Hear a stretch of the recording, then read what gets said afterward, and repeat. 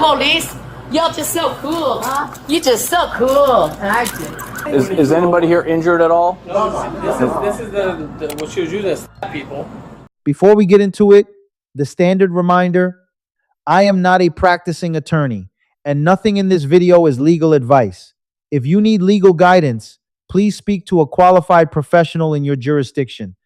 Somewhere in Florida, a woman walked into a store, no shoes, no clothes, a knife, and apparently a very specific grievance about Aries energy and the general rudeness of people from the South. This one is going to be a lot, and then it is going to get quiet in a way you did not see coming. 10-4, 1839.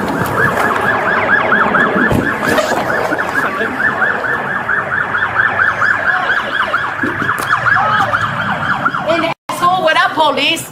Y'all just so cool, huh? You just so cool. Yay, nigga. What? Okay, stop. I never got in 14, front of 10, 15, prison. you can slap everybody else. Y'all were rude.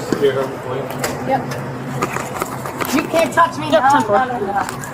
Nigga, what? I ain't letting Yakes get that. I'm an Aries, I'll get that. Yes, He ma'am. was rude. I'm silly at that, and I'm a nice person, but Yakes is rude. And he's not gonna get that. I'm an Aries. I'm from up north, nigga. Aries, nigga. We found more than us rude as shit. We run that shit. Then you bitch in Florida, ho.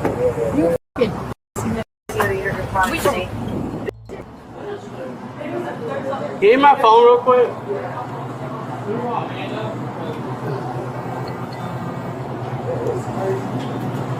Yeah, S10, 10-8 the channel, and we have enough units off scene. We don't need anybody else. Kenny, what are your numbers? For what? To log in. All right, listen, is anybody here injured at all? No, this is the what she was using to slap people. Who was she stabbing? Anybody? Everybody. She was She's just waving around? Yeah, everybody. Yeah. Did she threaten anybody with a knife? Yeah, everybody here. Like, did she come at you at all with a knife? Yes, she came at me with a knife. Came at you? No, her. Came at, And then okay. she came at me that way with I'm a standing knife. right here. She didn't come at Okay. me because I was waiting for her. Okay, I appreciate it. All I right, mean, so, I gotta go. all right, do you need a minute? Is anybody else here working with you? Not me. Oh, you work here too? Yeah. Oh, okay. All right. All right. Can you grab their information for now and help them get settled down and help these folks out so they get going? No. Just leave everything as it is. We got to do some photos. If you want to help these guys out, get them going, whatever you're buying, whatever, we get you guys going out of here, okay? And we'll talk to you guys. All right.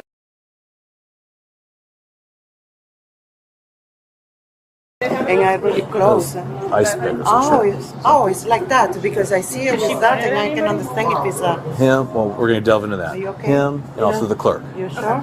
So, Melanie's here. She'll probably take it, I'm guessing. Yeah, she's 10. This is the third time now. I dealt with her. Or it might be 14 actually. Okay. Well, I'll check to see. all right. Like I said, just leave everything as is. We're going to get some photos, and you guys can clean up after that. All right. I assume she did all this. Is that correct? This is everything here. Okay. All right. Where's her clothes at? Does she have clothes here? Okay.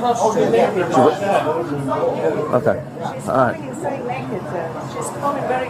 Then that street she's coming. Cram off of Hames Road? Or I don't know. I don't know. over that way? Yeah, it's coming that way, not the totally with nothing. And I don't know what is that. Okay. She hands, I think he's. Were you inside when this happened? No, I was like very close to the door. When I see that, I go back in the car. So. All right. Okay. All right.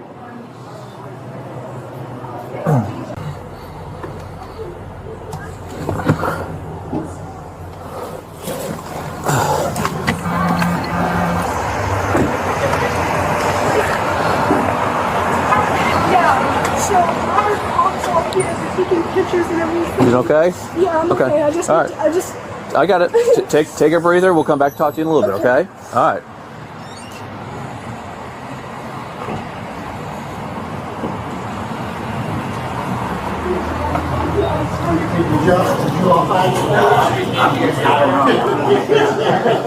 Just taking a breather real quick. Yeah, that's fine. Help customers. Okay.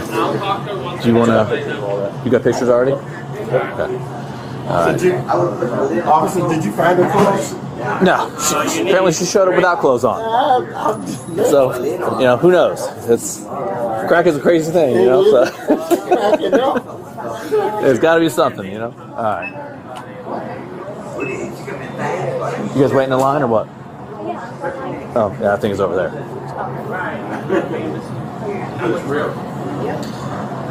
Alright. Is there anything else damaged at all, or just this area here? Just that. Threw the cigarettes right there. Okay. Sam, you counted about 3 or 4 times. Okay. I stayed right next to her. I had some. Okay. But she didn't threaten you, though? Not She at just- all. Okay. Alright. Common sense set in real quick. Yes. Steer clear of that, so. Alright. I'm from Chicago. I'm seeing She got all this. She threw all the peanut stuff over there. Okay. That's her peanut stuff. Well, when you get a chance, we'll assess how much damage there is so we can see. But we're done with our pictures here, so when you're ready. Okay? I know you got people to help out, so no rush. We'll come talk to you in a little bit, okay? You're welcome.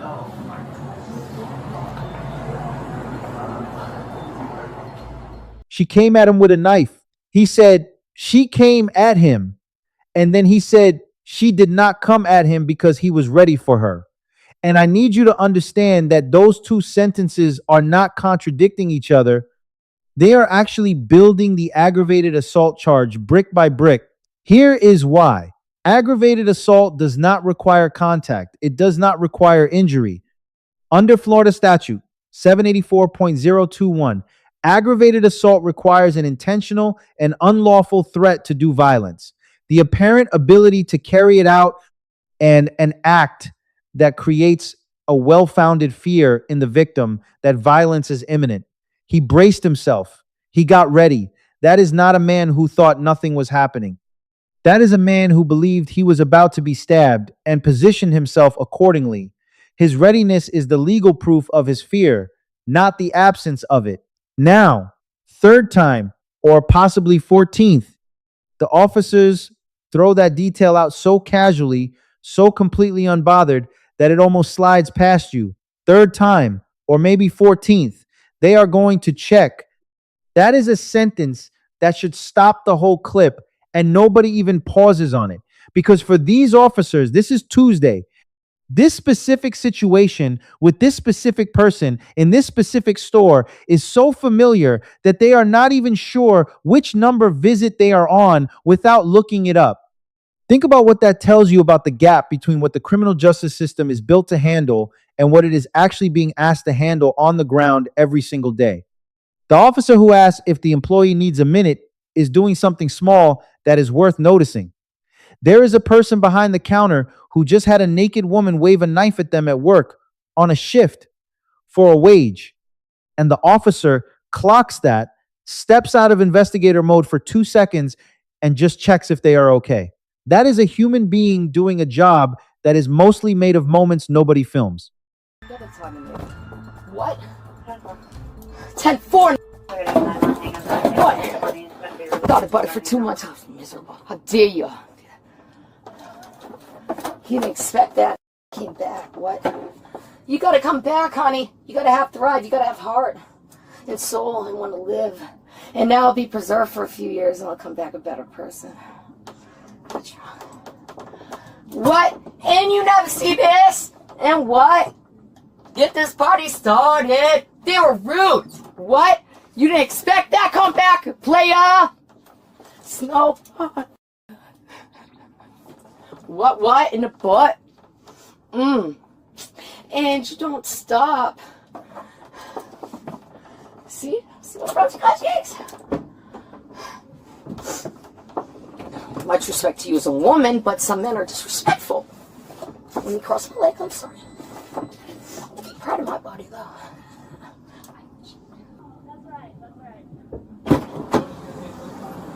Hi. Hi.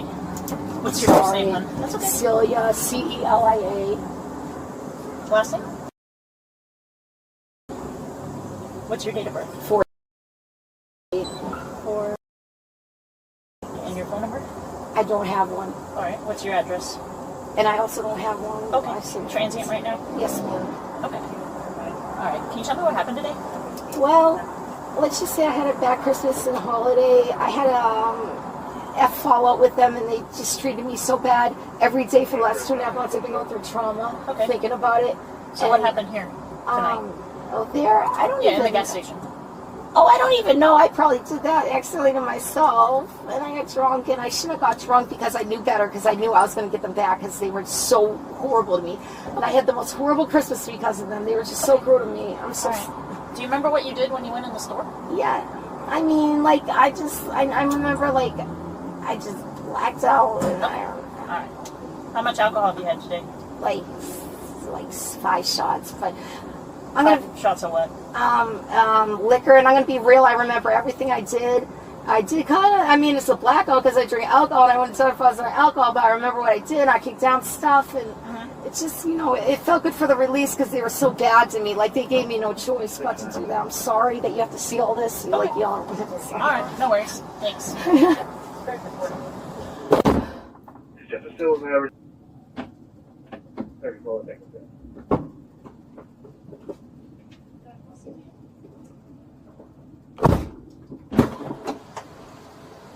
All right, Sylvia, can I get these clothes on you before you get out, please? Yes, ma'am. You don't want you to go in here naked. And it is a little cold out.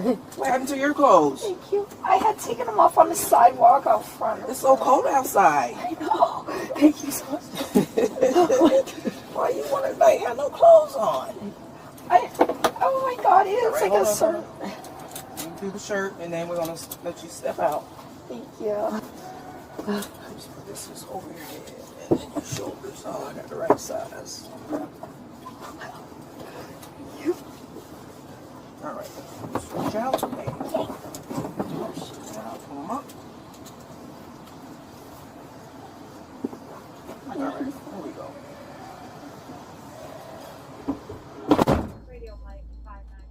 I will be preserved for a few years and come back a better person. She is talking about jail. She has just described her own incarceration as a preservation process, like she is a fruit being put up for winter. And the thing is, there is a clarity in that framing that is almost philosophical. She is not fighting what is coming. She has already accepted it and reorganized her understanding of it into something she can live with. That is not delusion. That is coping. And the difference matters. Then the interview happens, and watch what occurs. The officer sits down with a naked, intoxicated woman who just waved a knife at a store full of people, and she just talks. She had a bad Christmas. People were cruel to her. She has been carrying it for 2.5 months. She got drunk because she knew that without alcohol, she would not have the nerve to do what she felt she needed to do. Read that back. She said she knew better than to drink because she knew what she was going to do when she did. That is premeditation, wearing the costume of a blackout. And then in the very next breath, she says she remembers everything. It felt good. It was a release. They gave her no choice. That sentence, they gave her no choice. That is the one that has no legal traction whatsoever, and yet is doing enormous emotional work for her right now. Because if they gave her no choice, then she is not responsible. And if she is not responsible, then the knife and the damage and the indecent exposure charge all belong to someone else. The law disagrees, but the human being sitting there clearly needs that framing to get through the next few hours. And then the officer gets her clothes. She took them off on the sidewalk before she went in, deliberately, as part of whatever this was.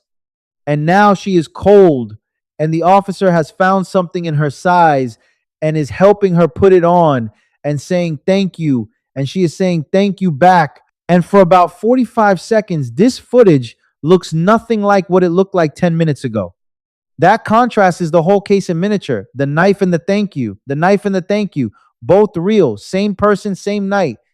Celia Barrett was charged with aggravated assault, disorderly intoxication, criminal mischief, indecent exposure, and trespassing.